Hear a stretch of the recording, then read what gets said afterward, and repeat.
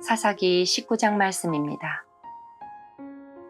이스라엘의 왕이 없을 때 에브라임 산지 외진 곳에 어떤 레위 사람이 살고 있었습니다. 그는 유다 땅 베들레헴 여자를 첩으로 데리고 살았습니다. 그러나 그 여자는 레위 사람에게 나쁜 짓을 저지른 후 레위 사람을 떠나 자기 아버지 집으로 도망쳤습니다. 그 집은 유다 땅 베들레헴에 있었는데 그 여자는 그곳에서 넉 달 동안 머물러 있었습니다. 그 여자의 남편은 여자를 데려오고 싶었으므로 자기 종과 함께 나귀 2마리를 끌고 길을 떠났습니다. 레위 사람은 그 여자의 아버지 집에 도착했습니다. 그 여자는 레위 사람을 들어오게 했고 여자의 아버지도 그를 보고 반가워했습니다. 레위 사람의 장인은 그에게 그곳에 머물러 있으라고 권했습니다. 그래서 레위 사람은 3일 동안 그곳에 머물렀습니다. 4일째 되는 날 그들은 아침 일찍 일어났습니다. 레위 사람은 떠날 준비를 했습니다. 여자의 아버지는 사위에게 말했습니다. 음식을 먹고 기운을 차린 후에 떠나게. 그래서 두 사람은 앉아서 함께 먹고 마셨습니다. 그런 다음에 여자의 아버지가 레위 사람에게 말했습니다. 오늘 밤도 여기에서 묵고 가게, 편히 쉬면서 즐겁게 지내게. 레위 사람은 일어나 가려고 하였습니다. 그러나 그의 장인이 그에게 묵어가라고 권했습니다. 그래서 레위 사람은 그날 밤도 그곳에서 지냈습니다. 5일째 되는 날 레위 사람은 아침 일찍 일어나 길을 떠나려 했습니다. 또 여자의 아버지가 말했습니다. 기운을 차린 후에 떠나도록 하게. 그래서 두 사람은 함께 먹었습니다. 그리고 나서 레위 사람은 그의 첩과 종을 데리고 떠나려 했습니다. 레위 사람의 장인은 말했습니다. 해가 저물어 가니 오늘 밤도 여기에서 묵으면서 즐기다 가게. 내일 아침 일찍 일어나 자네 집으로 떠나게. 그러자 레위 사람은 하룻밤을 더 지내고 싶지 않았습니다. 그래서 그는 일어나 나귀 2마리의 안장을 지우고 자기 여자와 함께 떠났습니다. 그들은 여부스 성 맞은편에 도착했습니다. 여부스는 예루살렘의 다른 이름입니다. 그들이 여부스 가까이에 도착했을 때 해가 저물어 가고 있었습니다. 종이 주인에게 말했습니다. 이 성으로 들어가 쉬어갑시다. 이 성은 여부스 사람들의 성입니다. 오늘 밤은 이곳에서 지냅시다. 그러나 그의 주인이 말했습니다. 안 돼. 다른 민족들의 성에는 들어갈 수 없어. 이 사람들은 이스라엘 사람이 아니야. 우린 기브아 성까지 가야 해. 자, 기브아나 라마까지 가도록 하자. 오늘 밤은 그 2 성 중 어느 한 곳에서 지낼 수 있을 거야. 그래서 그들은 가던 길을 계속 갔습니다. 그들이 베냐민 지파의 성인 기브아에 가까이 이르렀을 때 해가 졌습니다. 그들은 기브아 성으로 들어가 그날 밤을 그곳에서 지내려고 했습니다.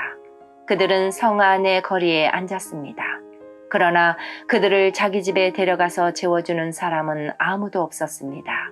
마침 한 노인이 밭에서 일을 끝내고 성으로 돌아오고 있었습니다. 노인의 고향은 에브라임 산지에 있었으나 그때는 기브아에 살고 있었습니다. 기브아 주민은 베냐민 지파 사람들이었습니다. 노인은 나그네가 마을의 거리에 있는 것을 보았습니다. 그 노인이 물었습니다. 당신은 어디에서 왔소? 어디로 가고 있소? 레위 사람이 대답했습니다. 우리는 유다 땅 베들레헴에서 왔습니다. 그리고 에브라임 산지 외진 곳으로 가고 있는 중입니다. 그런데 아무도 우리를 재워주려고 하지 않습니다. 우리는 나귀에게 먹일 먹이를 가지고 있습니다. 그리고 나와 내 젊은 여자와 내 종이 먹을 빵과 포도주도 갖고 있습니다. 우리에게는 부족한 것이 없습니다. 노인이 말했습니다. 걱정하지 마십시오. 당신이 필요한 것이 있으면 다 드리겠소. 이런 거리에서 밤을 지내지 마십시오. 노인은 레위 사람을 자기 집으로 데리고 갔습니다. 노인은 나귀들에게 먹을 것을 주었습니다. 레위 사람과 그의 젊은 여자는 그 노인의 집에 들어가 발을 씻고 먹고 마셨습니다.